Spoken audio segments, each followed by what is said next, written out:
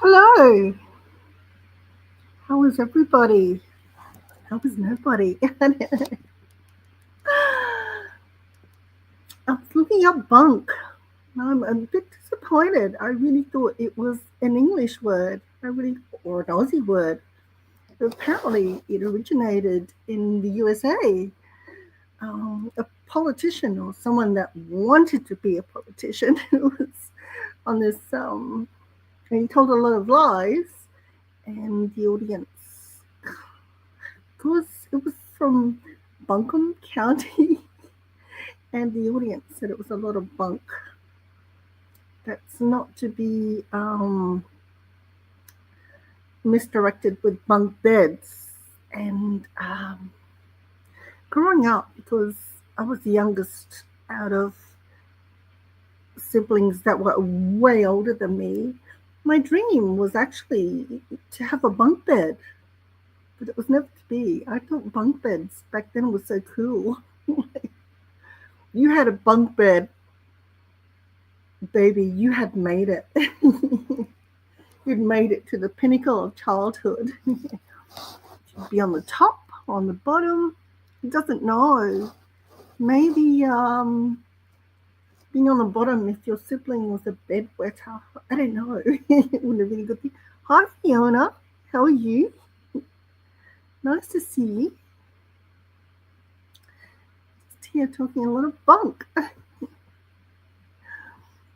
I'm a bit afraid to show things that I want to talk about lately because every time I show something on other channels from YouTube, I get struck. And I always thought it was fair use content, but I don't know. I'm not that clever. Thought I'd come on and talk a lot of bunk.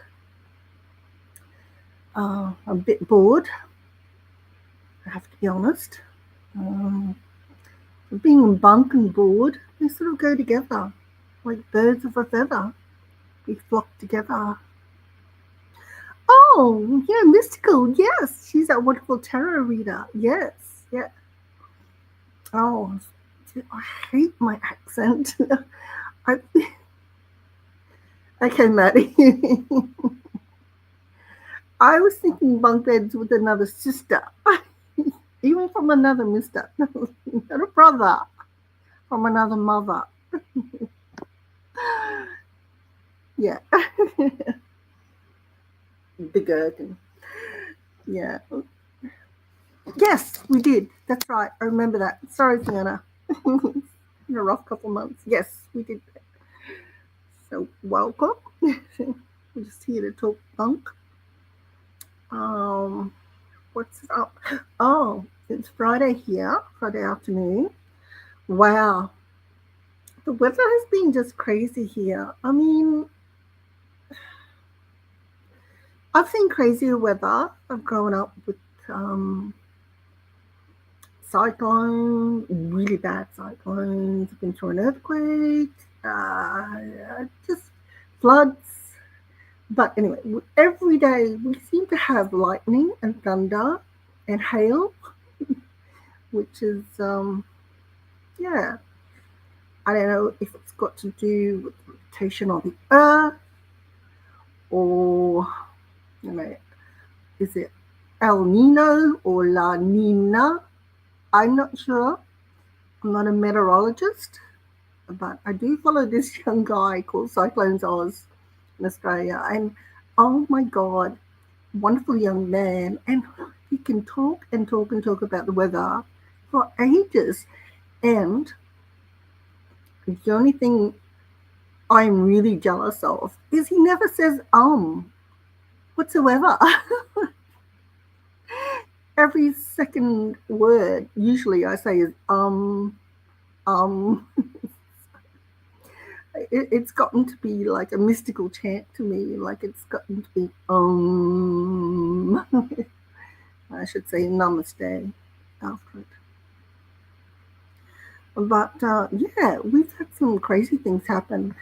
A young couple in European backpackers, I believe, a husband and wife. Terrible. Not sure if they were surfing or just swimming, but there was a shark attack, and you can Google it. Crowdy Beach, New South Wales. Sadly, the wife's life was taken, but onlookers managed to rescue the husband, and I think he's in critical condition. So prayers to the family. I mean, I feel bad for visitors coming to Australia because we get all this, you know, how Australia is dangerous and all these terrible things that are going to eat you or greet you or whatever. And when it actually comes true, it's pretty awful, isn't it? Isn't it really awful? Like, yeah, uh, you don't go to UK and what dangerous animals are there in the UK? I can't think of any. A fox? I don't know. The government? Yeah, so you're pretty safe. New Zealand, they don't even have snakes. I mean, I think they have lizards, but yeah, that's what you go. Not in Asia. I don't think there's many tigers left or bears. I don't think anything's left much, really, is there? Africa, still dangerous wildlife there that will eat you, but shame on you if you go into their territory. Just stay in a luxurious motel. That's all I can say. South America now, one there. Yeah, I don't think I'd jump into a river in South America unless I was pushed, even an ocean anywhere. Because there's still. Oh yes, I'm sorry, Fiona. I didn't mean to scare you off Australia. It is generally safe. People here are awesome. Very friendly. You're very safe. If you see a sign saying "Achtung Danger," which means it's German for, I don't know why our signs in Australia became German. I'll have to research that.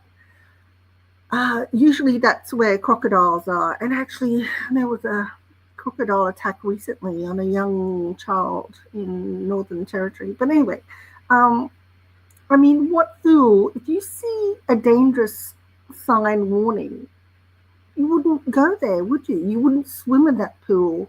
If you're up a mountain near a ledge and it said dangerous, you're going to, if you go any further, you could fall off the mountain. Would you do it? Yeah. You'll take Aussie any day. No, the weather doesn't kill you. No. Okay. When does the weather kill you in Australia? I don't think anyone's frozen to death in Australia. Heat stroke. There have been tourists that have back when not being fully equipped and been traveling through desert areas and they're broken down. So yeah, I'd have to Google uh,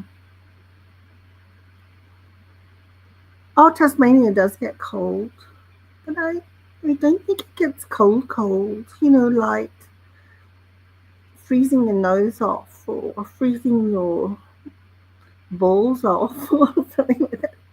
Prince Harry. I always think of Prince Harry and his stupid book because he went to the Arctic and he claimed that his Todger got frozen and went blue. He had to use Elizabeth Arden cream to resurrect it because that's what his mother wore. Oh, you're in winter. Okay, no, well, we're full on in summer. So, yeah, that's why I think we've had so many thunderstorms in Australia. You get thunderstorms. What has been unprecedented lately has been a lot of hail. We usually don't get hail maybe once a year or I don't know, once every couple of years. But where I am in Queensland, we've been having like hail every second day, and there's been like some huge hail balls, um, great balls of hail. But see, I said where I am staying at the moment, it's only been like ice cube size or smaller, sort of pelts the patio might sort of ricochet in on you if you're sitting outside stupidly like I am. I do admit I love the lightning. And the other night I was standing outside until it kept on ricocheting right down beside my patio, and I thought, it's time to go inside. Although I do feel bad because I enjoy storms, but I think of all the poor animals out there that have to endure it. I think of the poor horses without a place to go, the cattle, any animals. And actually, when a big storm was approaching the other day, I was standing outside because I knew it was coming because it had gone from sunny, suddenly like very dark. And this was like 2 p.m. in the afternoon. So I was standing outside just sort of watching the clouds come across. I was thinking maybe an alien Earthship might come. Tom Cruise might appear. I don't know. It's just one of those feelings. And next thing was blackbird. I don't know what, probably a crow or something like that. Anyway, it just came out of nowhere and it flew down because where I am, it overlooks a pool and a cabana, and it just flew down underneath the cabana area and just stood there. And I thought, that is one smart bird. It knew a storm was coming, and it went for shelter. And there's a giant tree outside of me as well, and that bird was smart. Didn't go for the tree, went for the cabana. Oh, I love rainy weather. Yes, I come from the tropics, Northern Territory and Northern Queensland, and in fact, where I am living at the moment, the storms, the rain isn't even heavy to me. I love I love raining weather. Um, Probably would like to have lived in Forks. The Twilight. Okay, I watched the Twilight movies. I'm not saying I'm a fan of them, but I did watch them. How Bella went to live in Forks with her father after her mother had to go on a baseball tour with her stepfather. And that's where she met all the vampires. It was all raining, that's why they lived there, because it was overcast. And they didn't have to show their shiny skins because they were vampires, basically. Yeah. And so what else has been happening in Oz? Apart from the crazy weather, oh, the usual crime and mayhem. Now, oh, happy Thanksgiving to you, Fiona. Hope you had a happy Thanksgiving. We don't celebrate that in Australia, nor Halloween, though they've been trying to coerce us into Halloween, that's only the shopping centres. Because obviously they want to make more money, they want you to buy more junk, not bunk. Oh, really? That is true. And that's they say that about certain celebrities, but now we know it's generally plastic surgery. I'm not saying that about Mystikal's mum. She probably didn't age and she was beautiful, but as for celebrities, well, it could be a lot of plastic surgery, Botox fillers. Isn't Chris Jenner? Oh my goodness. I have to say, she does look fantastic.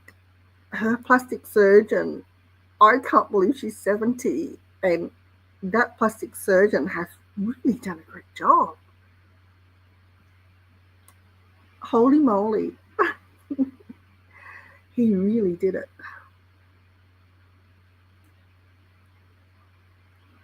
Of course he did. Oh, which all current popular things that I can think of? I don't know. What have I watched lately? Excuse me for a minute. I'm just going to grab a glass of water.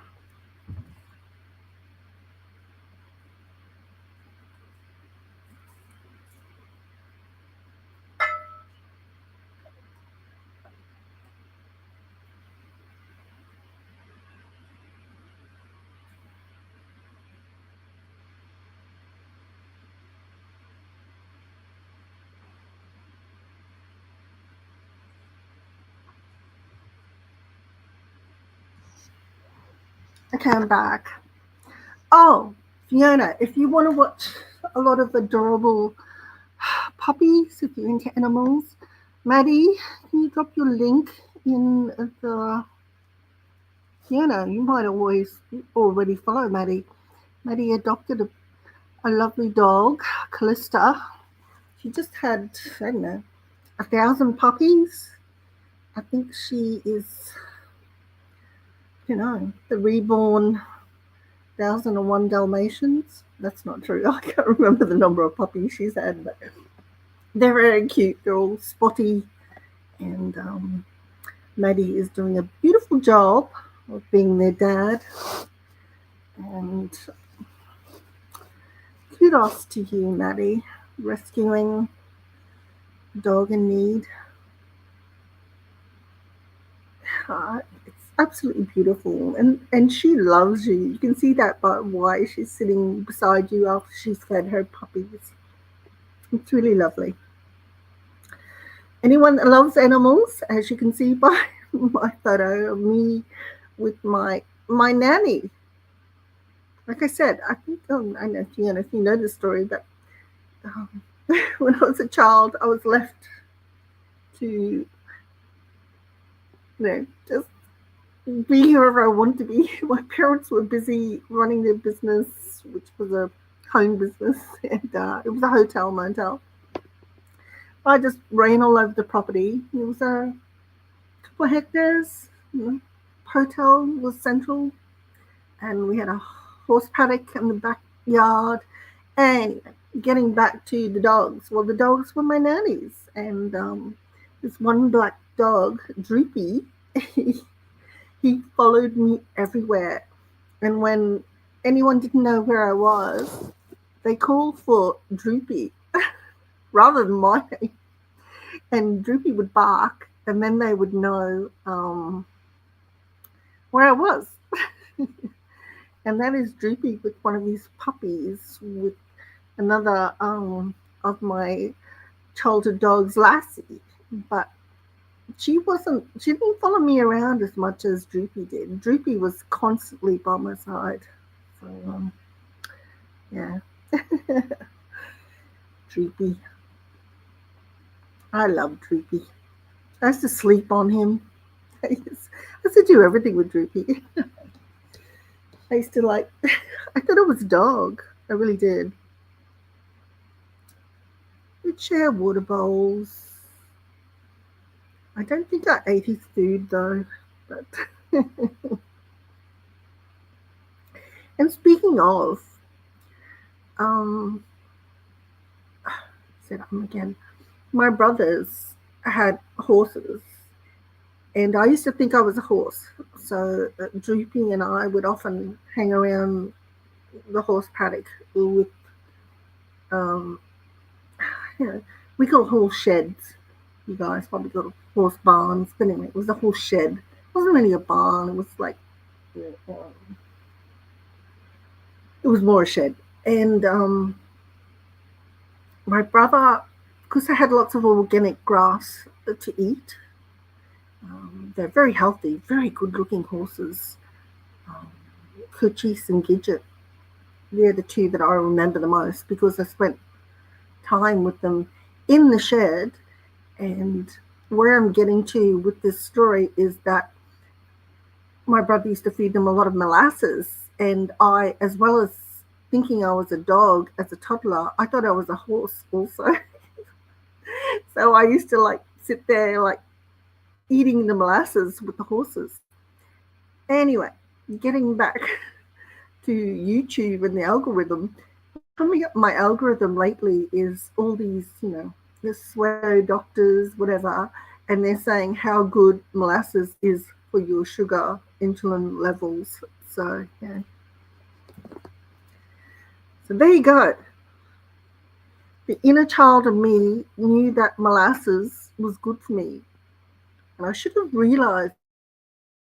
My brother's horses always had lovely shiny coats. They're in good condition. So there you go.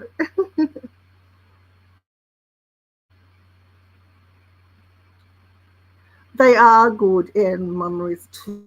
You're right. Her puppies are gorgeous. Yeah.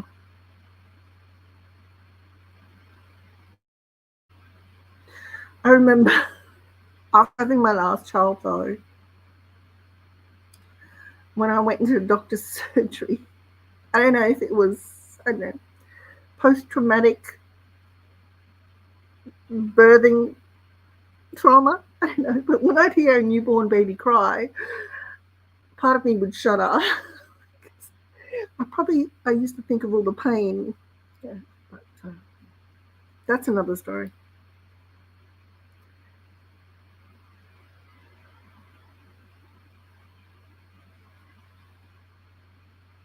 I hope you find great homes with the Maddie. I would always adopt an animal that needed adopting. I think a puppy farm's over now. Not big in Australia. I don't know about overseas. Anyway, I can't talk about animals being in distress without crying, so we won't go down that route. I can't even see an ad on TV with an animal being hurt or anything like that without like breaking into tears. So yeah, they are Fiona. Yeah. So yeah. Um, oh, so I'm just going to do a little test and see. Oh, I do have a stalker, by the way. This crazy channel, Amanda something. Amanda does YouTube. I don't know. Anyway, that's a whole other story. She comes to any chat I'm in, and I forget about her sometimes, or her, or him. I don't know who it is. And they'll say, I'm reporting. I mean, I can just be in there talking bunk, which I only ever do. And they will say, I'm reporting the channel, Elizabeth.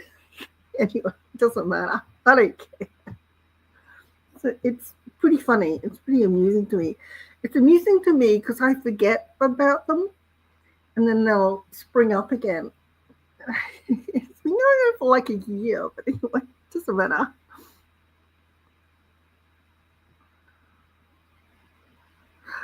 Oh, Maddie. Wow.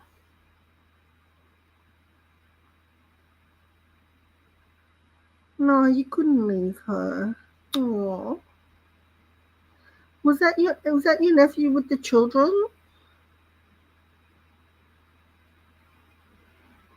So I saw the clip of the children. Gorgeous kids, by the way. All right. So you two can talk while I'm going to test out whether I can show anything on YouTube without being reported. This whole thing is just crazy. I thought it was fair use, and I watch all these channels that watch other channels, and they're still going. Yet every time I've done that, I've gotten struck. So I don't know. All right, let's something.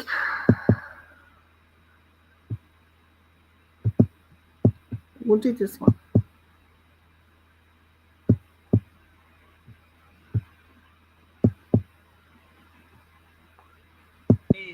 That pumps all the water out and provides it for this waterfall. So we're gonna go climb up this cliff and see if we can find that cave.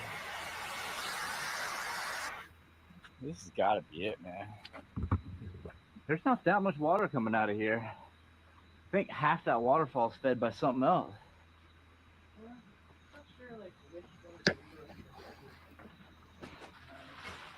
I wonder if this is even it, man. Yeah, half that water must come from somewhere else. Yeah, definitely doesn't look like it's water. Man, look at that. Yeah. It's just silver.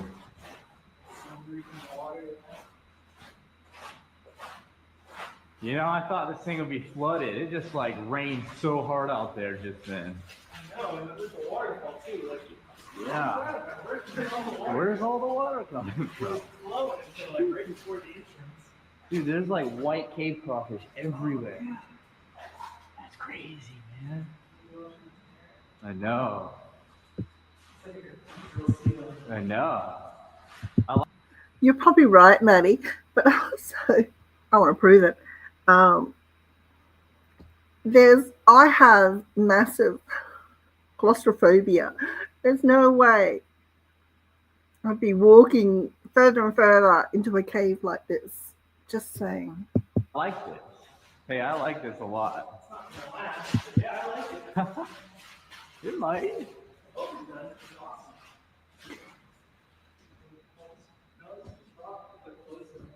I know. The 4 chains though. It's like solid. Wow.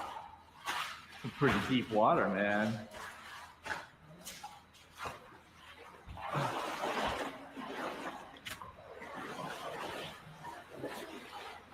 Oh.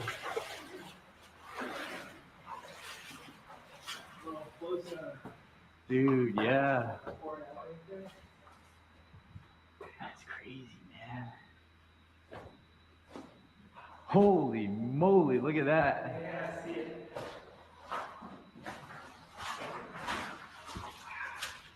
Dude. That's getting deep. You gotta go this way. That's a good one. That's sick. There's so many crawfish. Whoa. Right. Okay. The water's on this way. Okay, let's follow the water out. Adobe Acrobat Studio is all new, working PDF spaces with AI too. Right. I don't know if they ever got to that. They bored me straight away. So right. Let's just see.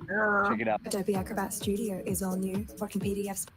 That's definitely not right. All right, here we go. We're gonna watch this. Check it out. Me and Amanda are out here in the middle of the woods, and there's this crazy cave that's been turned into a house, or some guy's been trying to turn it into a house.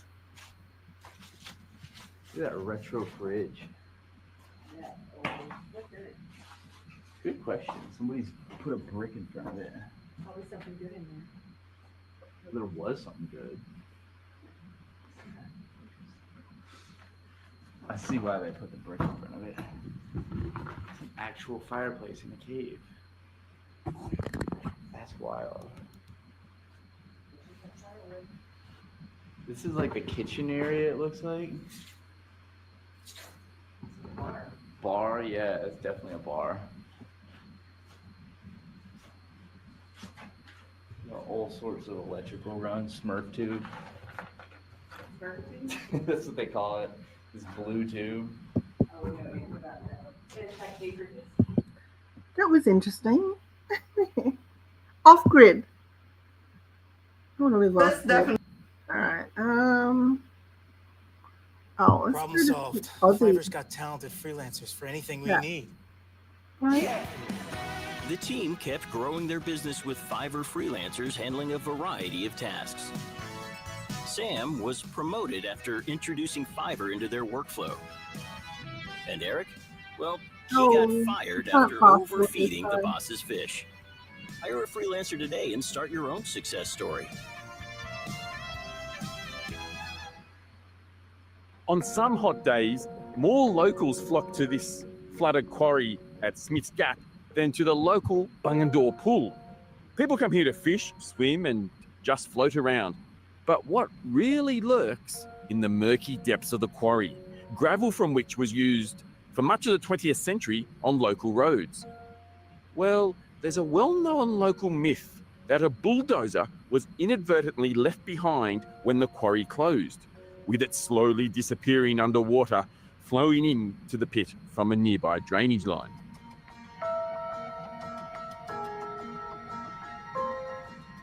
Cave diver Bruce Stewart thought he'd find out what was really at the bottom of the quarry, so one afternoon he donned his scuba gear and dived in.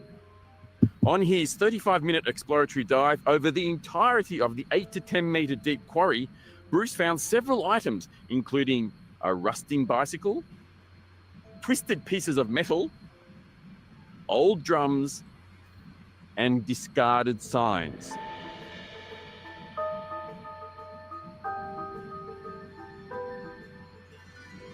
But most definitely, no bulldozer.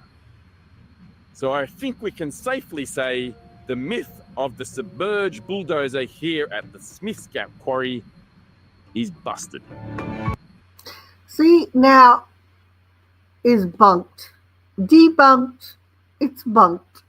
There's no big giant bulldozer in that quarry. So thank you, Tim the Yowie man. That's why the word bunk is so important. So there was no bulldozer. I love how the no diving sign was still in there again, and there's still a no diving sign. So if you see a no diving sign, I would say don't dive. If you see an Achtung dangerous crocodile sign, generally don't go for a swim there. If you see an Achtung shark sign or a danger sharks, please don't go there. Please don't do it. All right.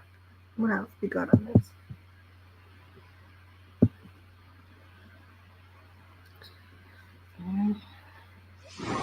Well, here we go.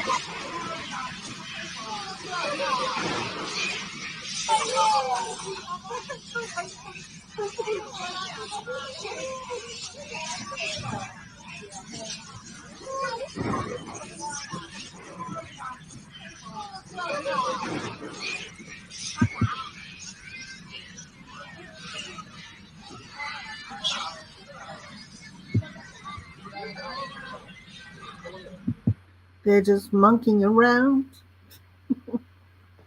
And I'm so old, I remember the monkeys. But I don't dare to play it because I'll get struck. Probably get struck anyway. I don't care.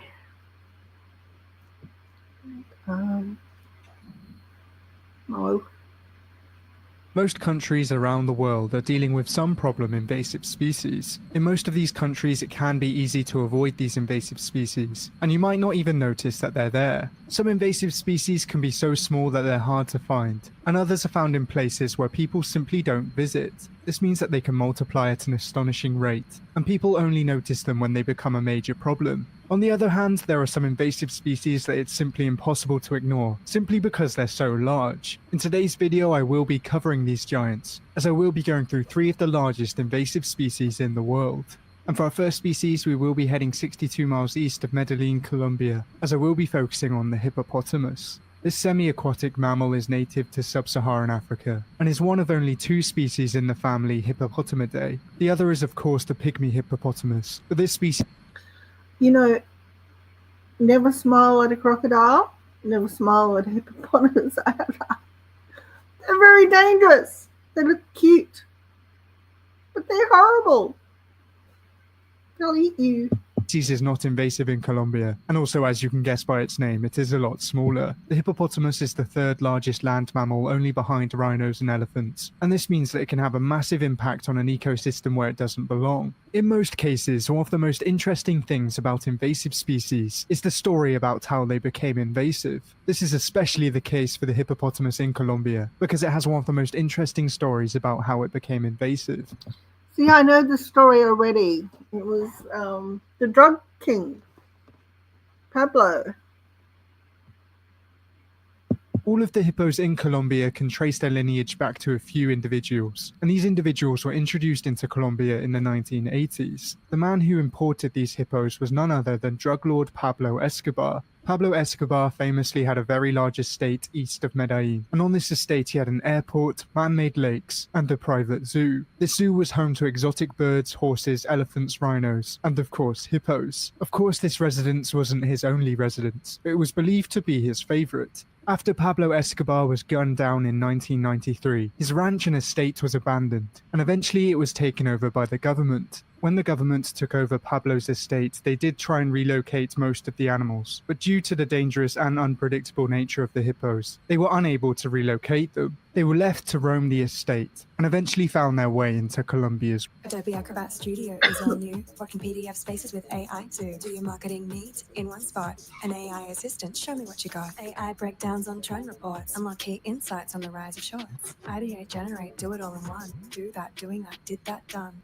Waterways. Their current population in Colombia is unknown, but in 2007 there were thought to be 16, and by 2019 they had multiplied to around 120 individuals. Because these hippos are so large, they can have a massive negative impact on an ecosystem, and they can also have negative impacts on the local people and the local economy. They compete with the native aquatic plant eaters, and also because they eat large amounts of grasses and crops, they also come into conflict with farmers. In 2020, a hippo in Colombia chased down and severely injured a farmer, and this prompted research into the hippo's population growth. It's thought that 500 people are killed by hippos each year, so it's easy to understand why the locals don't want them there. Hippos tend to cause toxic algal blooms, and this can have a huge knock-on effect to other species. In some cases it can poison them, and decreases the overall water quality. Because of these negative impacts, there has been a few attempts to control the hippo population numbers in Colombia, but as of yet, none of them have been proven to be effective. One individual was shot in 2009, but this caused controversy, and further plans of culling ceased. In 2017, a wild hippo was caught and castrated, but this cost the government around $50,000. By 2021, the Colombian government had started a program to sterilize these hippos, using a chemical to make them infertile. As of 2022, there is no news on this program, but hopefully it becomes effective, because these hippos have proven how fast their numbers can grow in a non-native ecosystem. But for our next Yeah. I don't want to come face to face with a crocodile, nor do I want to come face to face with the hippopotamus. They look scary. But they are God's creatures after all, I guess. invasive species, we will be heading north into North America, and we will be heading to the familiar location of Florida. Florida seems to be collecting every non-native creature around the globe, and this includes some of the largest predators on this planet. Florida is famously home to some very large crocodilians, some of these being native and some of these being introduced. It's most famous for being a stronghold of the alligator, and also the Native American crocodile, but there are a few non-native crocodilians. One of these Adobe Acrobat Studio is all new. Work in PDF spaces with AI too. Do your marketing neat in one spot. An AI assistant, show me what you got. AI breakdowns on trend reports. Unlock key insights on the rise of shorts. Ideate, generate, do it all in one. Do that, doing that, did that, done. non-native It's so annoying. All my ads lately are for AI. It's really annoying. Sorry. Native crocodilians is a caiman, but the other is the much larger Nile crocodile. Now, this giant crocodilian is native to the freshwater habitats in Africa and is found in 26 countries across the continent. It's most widely distributed in sub-Saharan Africa, and the presence of this crocodile makes African waters very dangerous. This crocodilian maxes out at around 6.1 meters and has been clocked at a weight of over a ton. This makes it the largest freshwater predator in Africa and also makes it a lot larger on average than the American alligator. Florida already has a massive problem with invasive reptiles, but luckily for the people of Florida, the Nile crocodile is not found in large numbers. Between 2009 and 2014, 3 animals were captured, and after DNA analysis... Did you see that? I love those hovercraft things.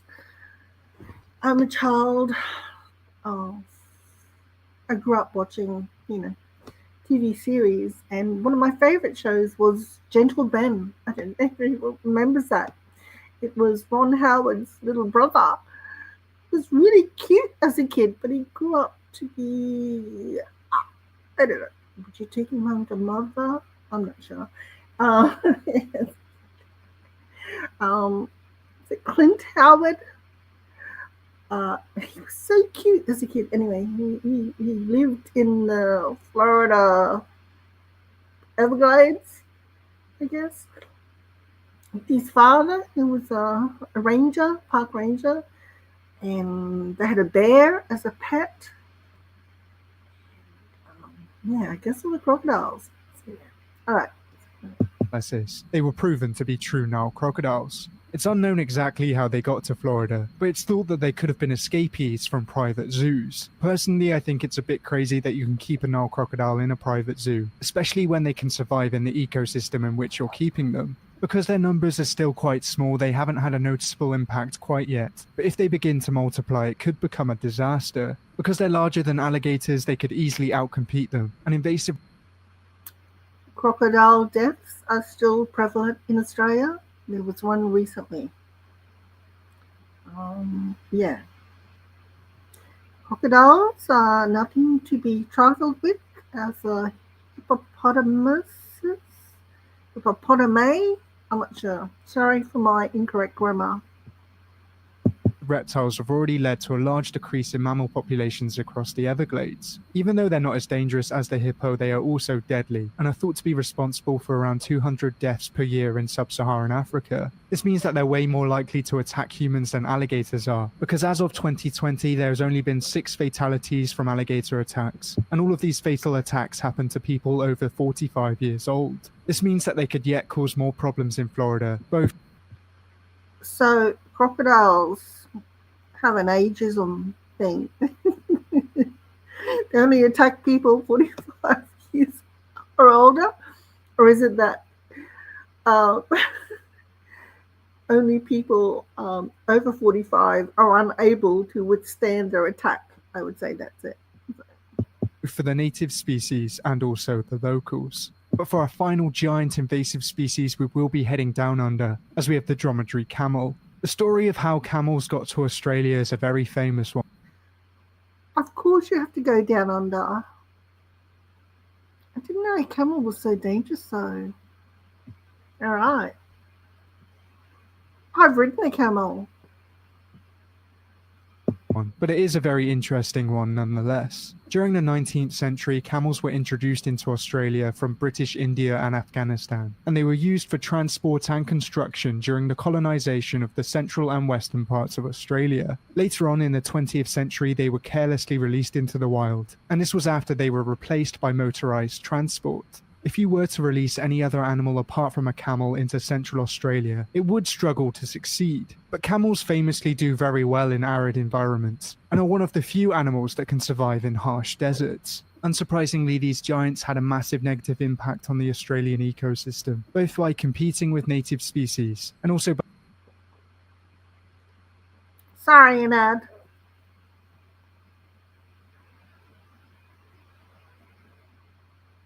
by causing serious degradation of local environmental and cultural sites. These camels really did multiply at an astonishing rate, and by the year 2000, their population was in the hundreds of thousands. Who knew camels would replicate like bunnies? Like, they're bunny-like in nature. They must be out there humping all the time.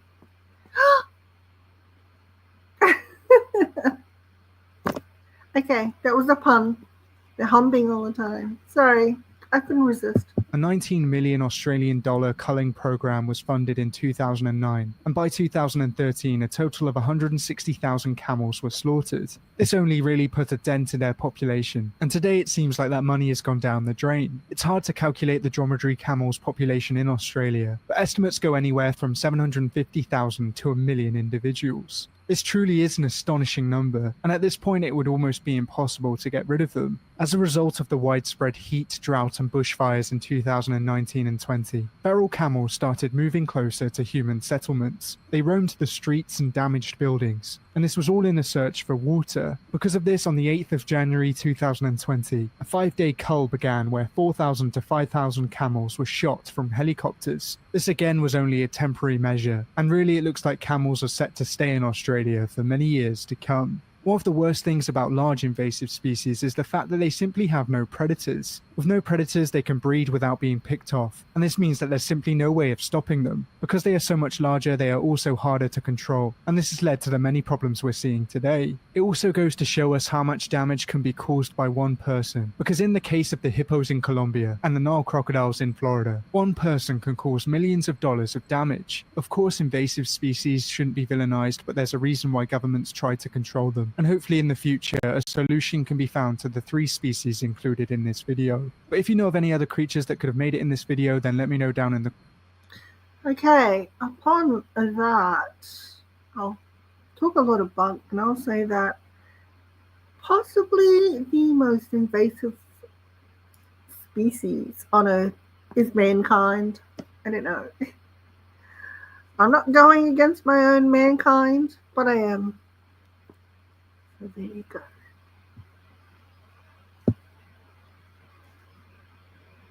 Brent? Oh, When it comes to wildlife, now, so we go to. Oh, this is cute.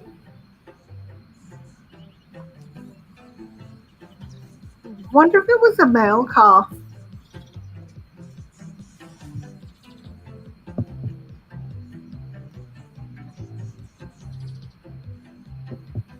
I would say a male calf, because males don't like to follow directions either.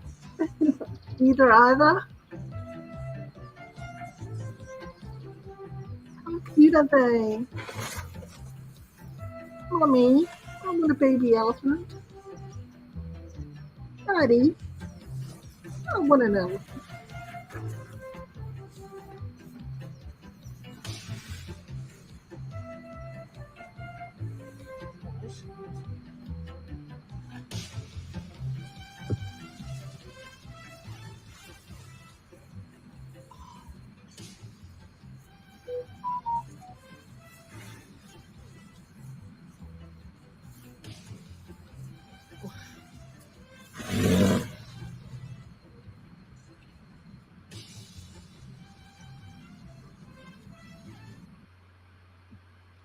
Okay, that was so cute. No, In 1859, no, I don't think the sun. All right, let's go back to that. In 1859, the British astronomer Richard Carrington was looking at the sun observing sunspots when he noticed a flash of bright light coming from the sun, which lasted about 5 minutes. This turned out to be the most intense solar storm in history, the Carrington event. The sun shot a huge amount of its hot plasma at the Earth, which caused mass destruction. Gold miners in the Rocky Mountains woke up at 1 a.m. thinking the sun had risen because the aurora was so bright. Telegraph systems across the world were working without being connected to the power at all. They were just running off the insane amount of current caused by the event. Messages from New York to Pittsburgh were sent without any electricity. The terrifying thing is, these events are not rare, and I mean seriously not rare. Aurora was seen all around the world, and even though you might typically expect to only see aurora. Okay, I can only take so many end of days videos. If it's going to happen, it's going to happen. And yeah, do I really want to know about it in advance? It's like, do you remember it was big in the late 2000s? Was it your death time clock thing? You could enter your stuff into it and it would like calculate when you're about to die. Do you want to know when you're going to die? The exact date? I mean, I'm not sure. Uh, Most of me screamingly says no. Part of me says, well, if I can wrap up things in advance, yes. But if it's going to be a random death, probably no. Because, all right, this is my theory on life and death. And it's a lot of bunk. But I feel it's like that Final Destination movie. It's all pre-planned. And if you try to escape your fate or whatever, you'll get there anyway. So, okay, that's enough of my philosophical part of my bunkum philosophy. Perhaps I've started a new cult. An Australian bunkum cult. Okay. Without electricity, life as we know it will end. And here is the bad news. What? There is widespread agreement among U.S. federal and state government officials, utility companies, and manufacturers of high-voltage transformers that the United States power grid is vulnerable to attacks that can send America back to the 80s of the 19th century. And who could destroy the power grid? If we're lucky, it's Russia or China. And if we're unlucky, it would be the sun. According to a 2008 report of the Commission to Assess the Threat to the United States from Electromagnetic Pulses. Okay, that's too depressing. Forget about that. Oh. I'm Paula. I'm 27 years old. Got a lady in her birthday suit here making some celery juice.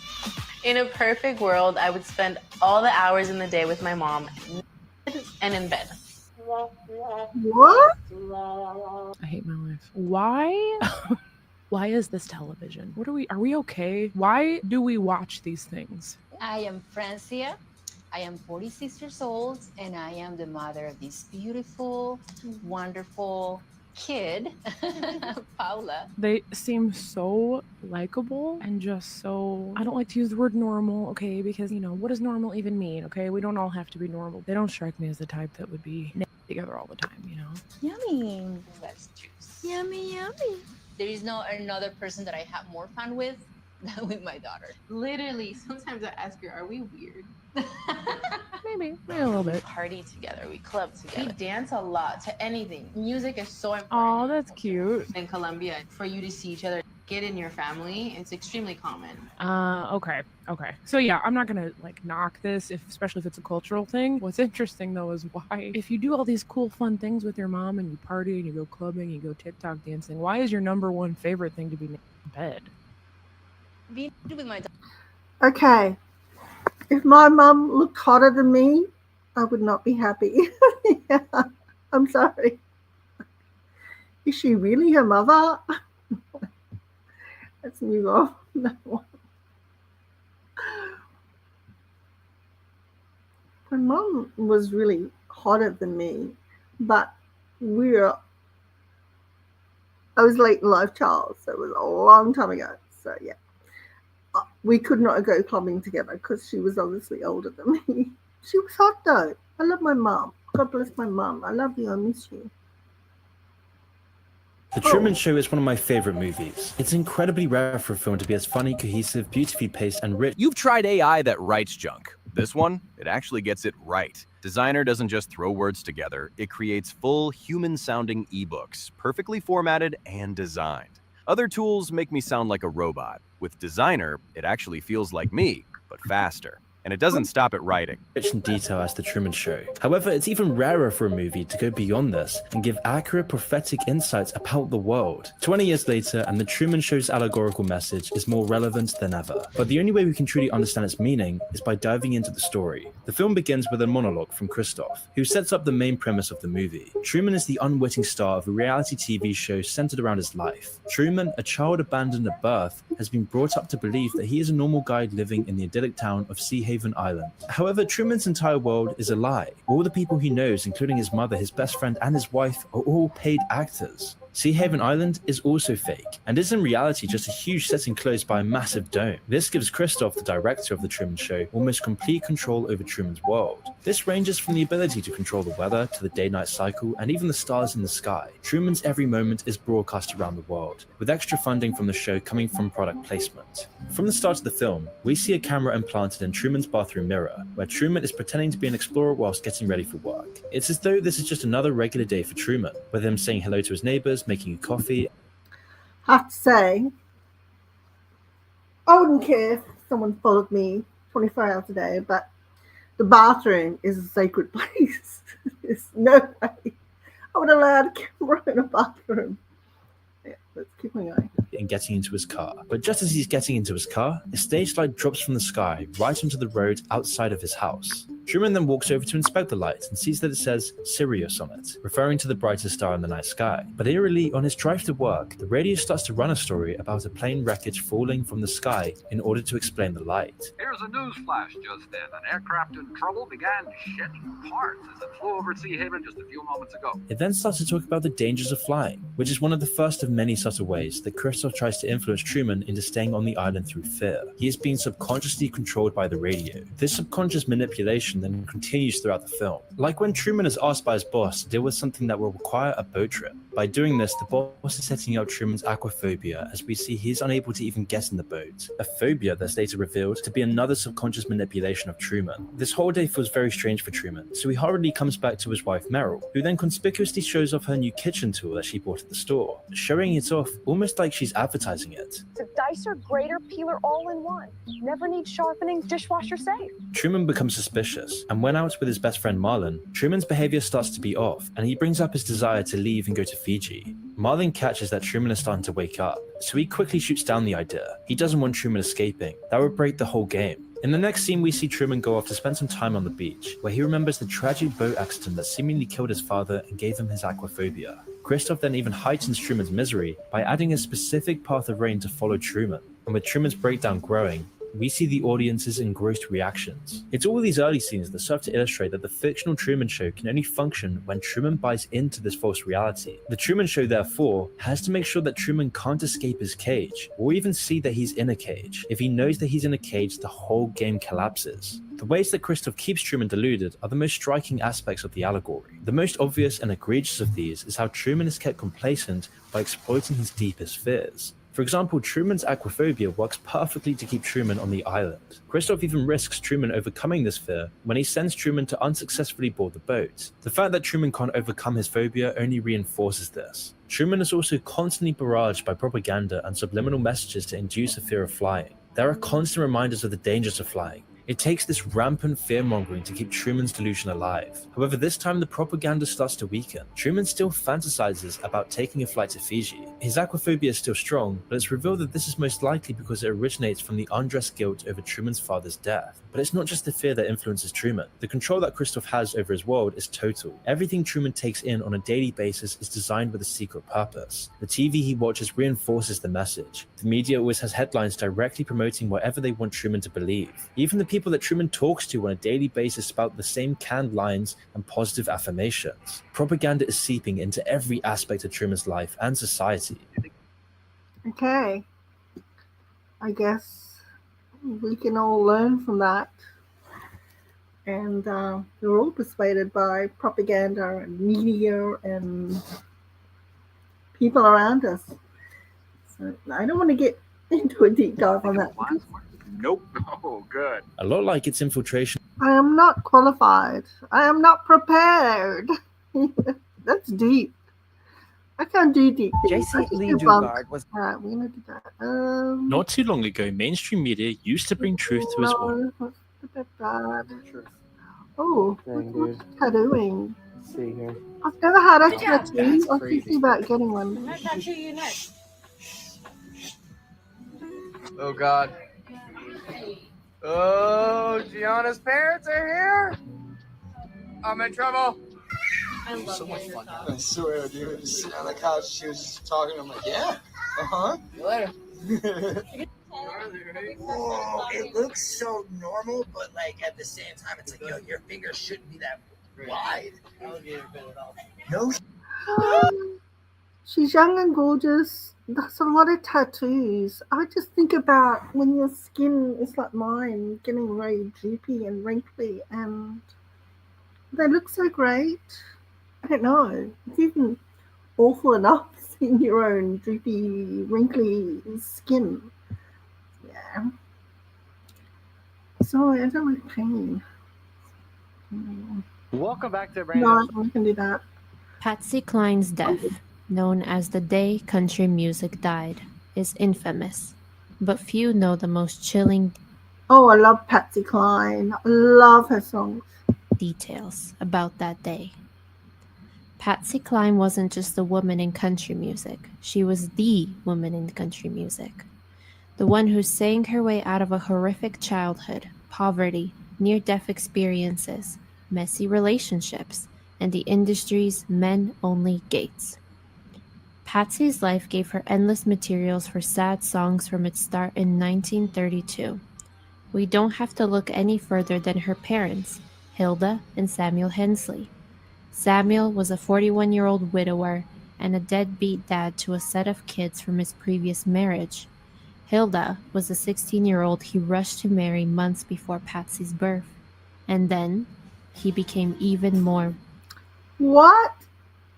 She was 16? Wow. wicked. Patsy Cline grew up with two Great Depressions, the economic one and the one her dad caused. Samuel's job hunting led to the family moving around Virginia 19 times. The only thing they could rely on him for was his drunkenness and brutality. Patsy had it the worst, and Samuel abused her in every way. Her way out was unexpected. Some people, I don't know, should not be allowed to have children. But anyway, I guess without fate, without that, the amazing Patsy Cline would not have been born. And we would not have her amazing music to this day. So I guess life is subjective and life is what it is. And dangerous. Patsy's vocals had a one-of-a-kind origin story. Rheumatic fever and throat infections hospitalized the 13-year-old, and then stopped her heart. It looked like the three Hensley siblings were about to become two. But the aspiring singer woke up, opened her mouth, and shocked everyone. Her voice wasn't the same. It was even better. She needed the silver lining, because her life was about to get even more depressing. Patsy was 15 when Samuel abandoned the family. She dropped out of school to work odd jobs, including chicken butchering, to keep her mom and younger siblings alive. Patsy had to give up her education, but she refused to give up her only dream. Patsy always knew opportunities would never fall into her lap. She was too poor and too female. So Patsy put herself out there, and boy did she. Patsy was still 15 when she finessed a dream audition for the Grand Ole Opry, the place for country music in Nashville. But she was also in for a brutal surprise. Hilda and Patsy couldn't afford the trip there, but they went anyway. They slept in a park only to be ghosted afterwards, so her dreams continued to drift further out of reach. Some celebrities are overnight successes, but Patsy Cline wasn't one of them. For years, Patsy sang at any venue, with any artist, and to any audience. She trudged home after midnight. Then, just a few hours later, Patsy would up to work her day jobs, the ones that actually fed the family. Rinse and repeat. Patsy told her skeptics, "Just you wait. I'll show you. I've made my wish on a shooting star. Someday I'll be a country singer on the Grand Ole Opry. I'll make records, and everybody will know my name." Fame and success eluded Patsy, but love didn't. When she joined the band Bill Pierce Melody Boys and Girls, she expected just another gig. But Patsy didn't find a band. She found Bill. The band leader became her manager, mentor, and lover. The musicians couldn't stay away from each other, even when they should have, especially when Bill was on a mission as a manager. If Patsy was going to be a star, she had to be his star. Bill went into debt and went crazy for her. Oh, is that where the song Crazy came from? Alright, you have to give me a minute. I have to get something. I think I've lost everyone anyway, but I'll be back. I'll be back.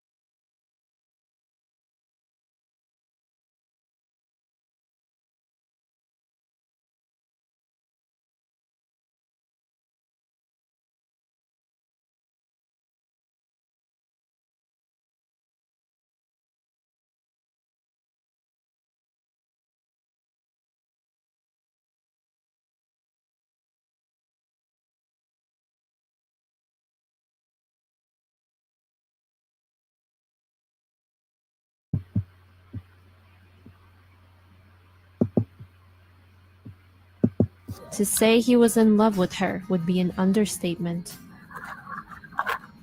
But it all had a dark side. Bill wanted to spend every second glued to her. He decided he couldn't live without Patsy and wanted to marry her.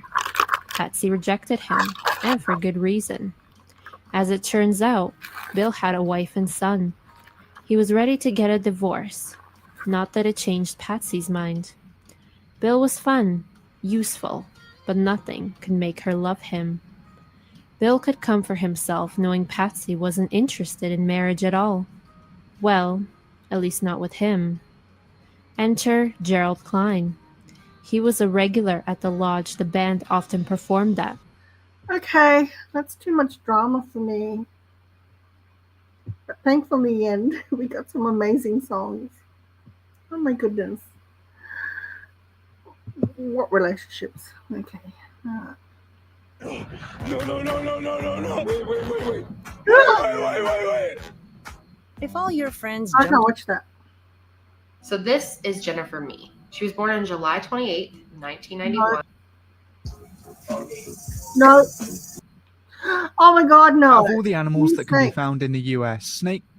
Please don't pretend that this is completely normal. Did I call her fat?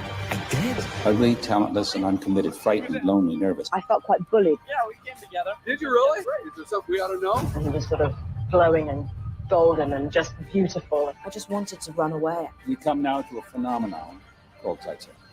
I actually kept a diary on that page. It's locked in a safe. Stuff in it. She thinks. Oh no. Kate wrote in her diary. Oh no, I do not believe this. It's so funny the things that people say. Still is beautiful and radiant.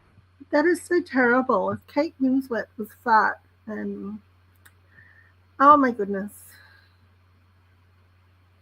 I guess in a supermodel type zero thing, I don't know, we don't have I don't think our sizes go down to zero here. I don't know.